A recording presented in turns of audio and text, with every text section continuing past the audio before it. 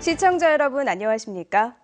메르스 한파로 지역 경기가 침체되면서 서민 경제 활성화 방안이 시급한데 경북에서는 500여 개 기관과 사회단체가 참여하는 전통시장 장보기 행사가 펼쳐집니다. 관광업계도 중화권 관광객 유치를 위한 대대적인 홍보 활동을 펼치며 자구책을 찾고 있는데 메르스 사태가 여전히 진행 중이어서 걱정이 커지고 있습니다. 김형일 기자가 보도합니다. 메르스 한파로 평소 손님들로 북적이던 전통시장은 골목마다 텅 비어 있습니다. 메르스로 사람들이 외출을 꺼리면서 전통시장의 매출은 이달 초부터 절반 이하로 줄었습니다. 대형 마트에 밀려 평소에도 힘들었는데 메르스까지 덮치면서 설상가상의 피해를 겪고 있습니다. 아예 그냥 시장에 사람들이 그냥 없죠. 그냥 저희들밖에 없고 하루 종일 있으면 그냥 뭐 어떻게 할 줄도 모르겠고. 이처럼 침체된 지역 경기를 살리기 위해 전통시장 장보기 캠페인이 벌어졌습니다. 경주를 시작으로 도내 23개 시군에 있는 전통시장에서 500여 개 기관과 사회단체가 참여했습니다. 온누리 상품권 8억 원어치를 구매해 다음 달 말까지 장보기에 나설 예정입니다. 전통시장 이용하기 캠페인을 대대적으로 전개를 하고 온누리 상품권 할인 제도를 비롯한 여러 가지 전통시장에 관련된 제도도 개선을 하고 숙박업소와 음식점의 예약 취소율이 70%를 넘어선 지역 관광업계도 메르스 극복을 위해 안간힘을 쏟고 있습니다. 경주에서는 메르스로 취소했던 보문호반 달빛 걷기 행사를 오는 30일 열고 주한 외교사절과 외신기자 초청 답사 여행도 기획하고 있습니다. 특히 급격한 감소세를 보인 중국 관광객 유치를 위해 국제관광 박람회 참가와 중화권 TV 광고 등 다양한 홍보를 펼치고 있습니다. 중국 현지의 여행사를 대상으로 경상북도로 많이 올 수 있는 관광객 유치 설명회를 저희들이 적극적으로 펼치겠습니다. 다행히 경북에서는 지난 22일 이후 메르스 확진자 발생이 없고 모니터링 대상자도 계속 줄고 있지만 전국의 메르스 확진 환자는 매일 꾸준히 늘면서 확산세가 꺾이지 않고 있습니다. 모두가 힘겹게 자구책을 찾고 있지만 메르스 확산은 현재 진행형이어서 언제쯤 경기가 회복될지 여전히 전망은 불투명합니다. MBC 뉴스 김혁일입니다. 현재 공석으로 남아있는 새누리당 대구 수성갑 선거구의 당협위원장 선정 절차가 시작됐습니다. 사실상 내년 총선 새누리당의 수성갑 후보를 뽑는 절차로 어제까지 공모를 받았는데 빠르면 다음 달 중순쯤 선정이 끝날 것으로 보입니다. 박재영 기자가 보도합니다. 내과 전문의인 이덕영 원장이 어제 기자회견을 열고 내년 총선 대구 수성갑 출마를 위해 새누리당 수성갑 당협위원장에 도전한다고 선언했습니다. 이로써 내년 총선에서 수성갑 지역 출마 의사를 밝힌 5명 모두 공식 출마 선언을 했습니다. 1차 관문이 바로 공석인 당협위원장입니다. 어제부터 당협위원장 후보 공모가 시작됐는데 오늘 공모가 끝나면 다음 달 초쯤 당 사무총장이 주재하는 조직강화특별위원회 회의가 소집됩니다. 조광특위위원이 현지 실태조사를 벌이고 이후 심층 면접을 하게 되는데 후보를 걸러낼 가능성도 있습니다. 가장 높은 점수가 배정된 여론조사는 책임 당원과 주민을 상대로 진행합니다. 김부겸, 세민연 후보자의 상대적으로 이길 수 있는 후보자, 그리고 지역민한테 가장 다가갈 수 있는 그런 분이 아마 선정되지 않나. 새누리당 비례대표 강은희 의원과 김문수 전 경기도지사, 이덕영 원장이 어제 서류 접수를 마친 가운데 임재화 변호사와 정순천 대구시 의원은 오늘 후보 등록을 하겠다고 밝혔습니다. 당협위원장에 선정되면 내년 총선 후보 1순위로 올라서는 만큼 새누리당 중앙당도 상당한 부담감을 가질 수밖에 없습니다. 2012년 총선 이후에 많은 사람들이 정치 개혁을 얘기했고 그중에 하나가 정당 공천에 관한 부분이었잖아요. 따라서 정치 개혁의 상징이고 이번에 아마 첫 번째 시금석이 되지 않을까 생각이 됩니다. 잠재적 대권 후보로 거론되는 김부겸 전 의원과 맞서게 될 새누리당 수성갑 당협위원장이 누가 될지 전국적인 관심사로 떠오르고 있습니다. MBC 뉴스 박재영입니다.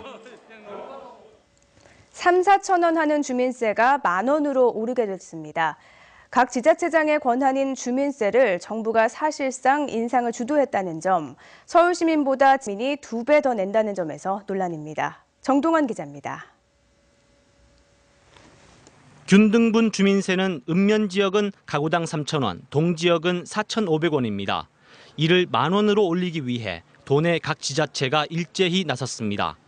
울릉, 칠곡, 군위, 영천은 조례 개정을 마쳤고 상주를 비롯한 7개 시군은 의회에 제출했으며 나머지 12개 지자체도 추진 중에 있습니다.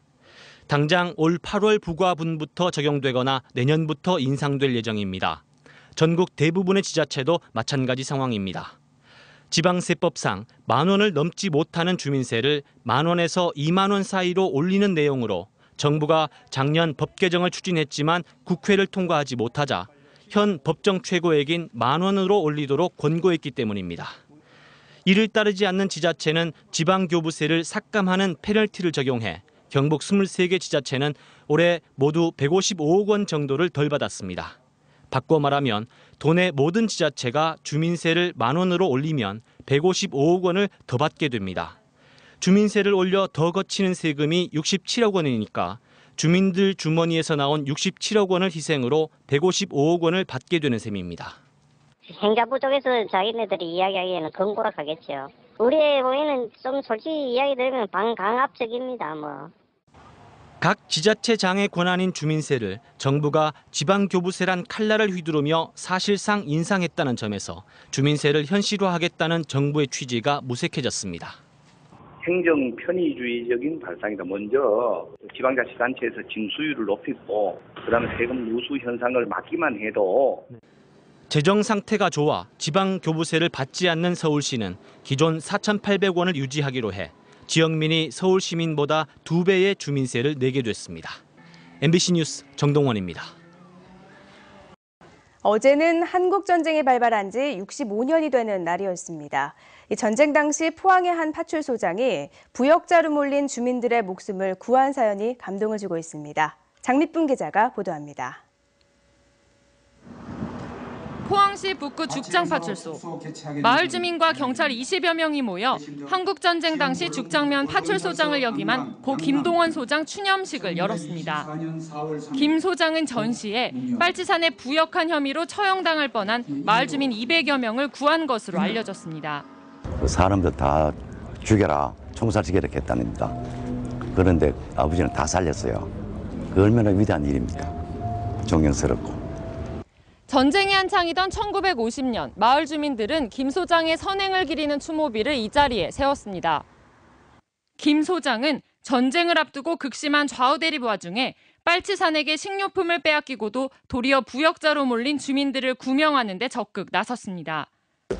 각 이장이 누구지 뭐 털렸다 하면 그 사람들이 보도에만 가입이 됐다고. 이북의 동조 세력은 죽여라 해가 다 죽었다고. 그런데 김동원 그 지서장께서는 그때 경찰이 마을에 전해오던 이야기를 듣고 조사를 벌인 끝에 김 소장 추모비는 국가보훈처로부터 국가현충시설로 지정받았습니다. 선배 경찰관인 김동원 소장님께서 그 당시에 많은 면민들을 살리셨고 거기에 상당한 진정한 호국 위민의 길이 무엇인지 보여주신 데 대해서 감사드립니다. 경찰은 앞으로도 매년 추념식을 열어 김 소장의 뜻을 기릴 예정입니다. MBC 뉴스 장미쁨입니다. 경상북도는 메르스 확진과 의심 환자에 대한 입원과 진료비 전액을 지원하기로 했습니다. 지원 대상은 경북에 주소를 둔 확진자 5명과 의심 환자 30명 등 현재 35명입니다.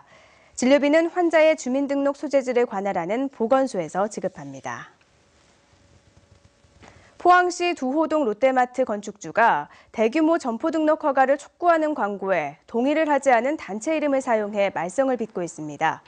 건축주인 STS개발은 최근 두호동 롯데마트 대규모 점포 등록 허가를 촉구하는 광고를 하면서 여러 단체의 이름을 실었습니다. 그러나 동의를 받지 않은 일부 단체의 이름을 실어 회원들끼리 진위를 확인하고 갈등을 빚는 등 말썽을 빚고 있습니다. 또 일부 단체는 회원들을 호텔로 초청해 식사를 대접한 뒤 동의를 받는 등 건축주가 대규모 점포 등록을 받기 위해 자금력을 동원하고 있다며 전통시장 상인들은 반발하고 있습니다. 경주경찰서는 경주의 한 골프장 앞에서 시위를 벌이며 골프장 영업을 방해한 혐의로 민주노총 최혜술 경주지부장 등 노조 간부 2명에 대해 구속영장을 신청했습니다. 최 씨 등 2명은 지난해 10월부터 노사 갈등을 벌이던 골프장의 진입로를 막는 등 7차례에 걸쳐 영업을 방해하고 최근 2달간 집회 과정에서 경찰을 폭행한 혐의 등을 받고 있습니다. 이에 대해 민노총은 노사 문제에 대해 경찰이 무리하게 사측편을 들고 있고 시위 현장에서 노조원들이 도리어 경찰로부터 폭행을 당했다고 주장하고 있습니다. 한편 정의당 심상정 원내대표는 어제 경주경찰서를 항의 방문해 경찰이 부당하게 노조를 탄압하고 있다고 밝혔습니다. 지난 4월 경북 동해안 지역 금융기관의 여수신이 크게 늘어난 것으로 나타났습니다. 수신의 경우 시중은행보다 고금리를 제공하는 비은행 금융기관으로 자금이 유입돼 큰 폭의 증가세를 보였습니다. 여신은 은행의 가계담보대출이 사상 최고치를 기록한 가운데 기업 대출은 중소기업 대출 감소에도 불구하고 유동성 위기에 몰린 일부 대기업에 대한 일시 대출 확대 등으로 증가됐습니다. 경상북도가 경북 창조경제 7대 신산업과 미래 신성장 동력 중점기술 육성을 위해 창조경제 선도기술 개발 사업을 지원합니다. 경상북도는 탄소 복합 소재, 첨단 로봇, 전자의료기기 등 경북형 창조경제 7대 신산업을 비롯해 항공정자, 3D 프린팅, 사물인터넷 등 미래 선도기술 분야 응용 및 개발 연구 분야를 중점 지원합니다. 연구개발 과제로 선정되면 과제당 최대 2년 동안 2억 원까지 총 사업비의 75% 이내에서 도비를 지원받을 수 있습니다.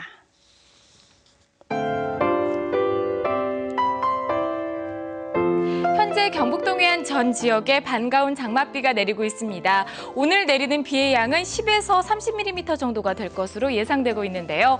다만 곳에 따라 시간당 20mm 이상의 강한 비가 내리는 곳이 있겠습니다. 울진과 영덕은 호우주의보가 내려졌으니까요. 참고하시면 좋겠습니다. 경북 동해안 전 지역에 안개 소식 있습니다. 오전에 곳곳에서 짙은 안개가 끼는 곳이 있겠는데요. 주의를 하셔야겠습니다. 또 동해안에는 풍랑 예비특보가 내려지겠습니다.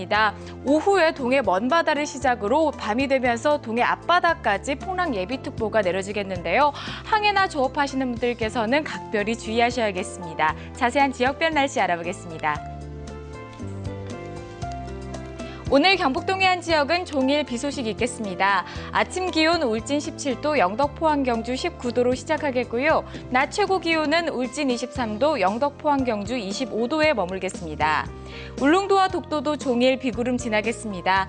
아침 기온 울릉도 18도, 독도 19도로 시작하겠고요. 낮 최고 기온은 울릉도 23도, 독도 21도에 머물겠습니다. 오늘 동해 전 해상 종일 비구름 지나는 가운데 바람이 강하게 불겠습니다. 바다의 물결은 1에서 4m로 매우 높게 일겠습니다. 다음 주 화요일부터 다시 비 소식 있겠습니다. 날씨였습니다. 이상으로 포항 MBC 뉴스투데이를 마칩니다. 시청해주신 여러분 고맙습니다.